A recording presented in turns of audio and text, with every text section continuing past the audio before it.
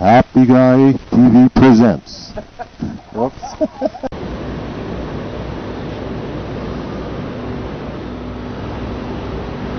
Good morning, Get Cereal. That was Amused with Stockholm Syndrome. Wait a second, did you just say get morning, get cereal? So you just said good morning to yourself effectively. Yeah, good. Oh, Thorpe, that's a very rude hand gesture in some cultures.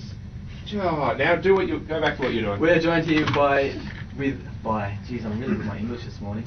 We're joined here with Devon and Nathan from the Happy Guy photo phenomenon that's stormed the world. How are you guys this morning?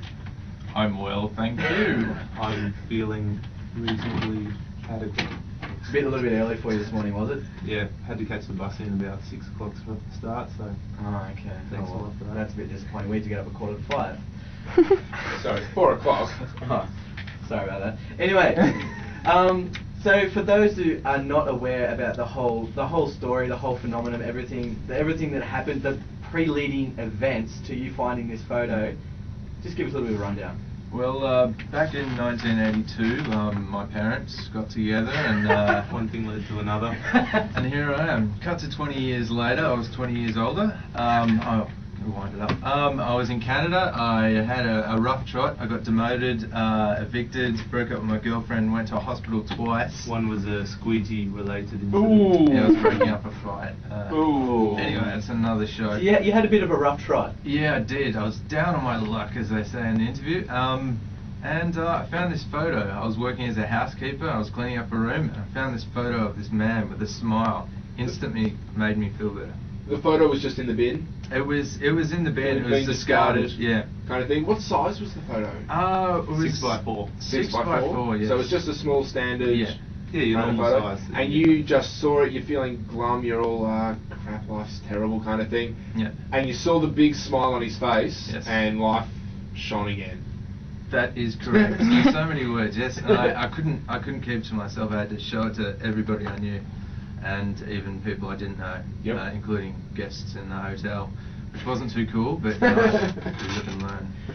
So what did you then? Because you then went on to make a Facebook page about it to try and, or did you try and track down this guy, or what did you then do with the whole photo? Oh, sorry, Nathan. No, you go, Ted. Please, I'd love you to.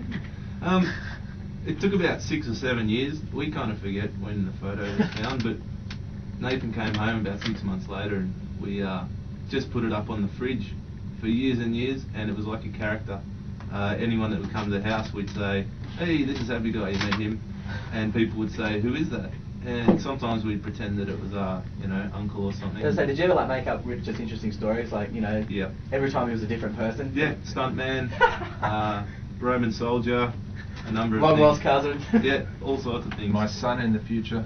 That's one of the theories, but we'll get to that later. Anyway, back to the, Now that you mention it, there is a strange resemblance, isn't there? like the Family Guy movie.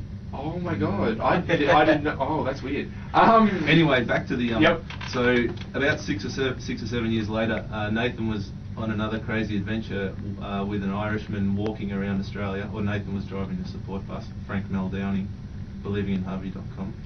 Anyway, Plug in there. Sorry, Frank, I had to get that plug in. So I was at work, really bored one night. I work a night shift, and I thought, why don't I just make a Facebook group just to see if we can find him? And Who Is Happy Guy was born. How long ago did the Facebook page first go up? 6 months. Only 6 months ago. Yeah. So would you say that it's only been 6 months of dedicated let's try and find him? Yeah, it was a very small following before that. Yep. And then it really just took off to a worldwide. And from what I've read, you went to the extent of T-shirts. There was T-shirts being made. That is correct. That is correct. What other paraphernalia or merchandise, if you want to call it that, was there? Well, just basically like a printout, I guess, and people just had their way with it. It's not the right term, but I'd say that. So we're not even too sure. I mean, people could take the. You left it up to the fans to So- make their own version of the picture and distribute it amongst their friends, and they kind of word of mouth kind of thing. Yeah, there's a lot of photoshopping going on. Oh, I would And, imagine. James Bond, Spider-Man, Yoda, the A-Team. We might get some fridge magnets made up. That'd be kind of cool because he's been on the fridge. That would bring it full circle, kind of back to its original position. Exactly. So when was he found? How did he get found actually? Like who actually contacted you and said, hey, I recognise that guy. Who was this? I know this guy, and got in contact with you and said, yeah, I know him. It was about a month ago, I guess. I just finished the Walk for World Peace in Byron Bay, and Devon sent me a message saying, I think we found him. Not sure. So apparently some radio station in Calgary heard about the story, reported it, and then people just had to check out the website and see the photo, and someone knew him. And it was a stroke of luck because the radio station, the one radio station in the world that was talking about this is number 2. It's very special. It happened to be from the same hometown that Happy Guy was from, which is just such a fluke. Wasn't it his daughter, I think it was, that showed him the Facebook page? She'd heard about it or something, and somebody said, hey, isn't that your dad or something? And she then said, hey, Dad, come and check out this website. Yep. That it is Nana. Have you really? In a good way. Have you been able to talk to him about what it felt like when he saw the website? I believe the direct quote is he was sweating bullets. He was sweating bullets. He wasn't sure about what people had done, but he saw it was positive and people being creative, so... He is, from the small clips and stuff that I've seen, an extremely positive guy. He does seem like one of those guys that just never has a grumpy mood, and if he does, he's able to quickly get himself out of it, kind of thing. He's incredible. Like, we should say hi. Hopefully Paul's listening. His Hey, name Paul. is, Yeah. Paul, if you are listening, and you're by any chance near a computer, which you'd have to be because you'd be streaming it on the website, so you're already because you clearly don't have a radio that powerful. If you are listening at syn.org.au, go to the breakfast page. You can send us a message that we should receive pretty damn quick here in the studio, and that would be absolutely awesome for us. Yeah, Thorpe?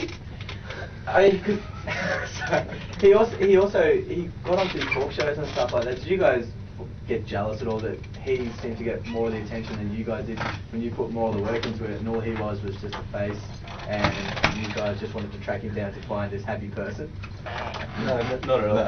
I suppose you wouldn't say that because if he's listening, hey, he'd be like... I think he's more than a face, though, to be fair. yeah. I didn't mean it's just like... He's the spirit, the core kind of thing. Well, that's one of the most commonly asked questions, and I just imagine what it would feel like if something like that had happened to me. And, it would be a pretty incredible feeling, I think. You would, absolutely. Have we got one lined up, Thorpe? Yeah. Go to a song and we'll come back. Yeah. You guys can hang around for a bit longer? What's the song? Oh, I don't know, Thorpe, have you got a song planned or anything, or we'll just find out? The song is Gold Lion by the Yeah.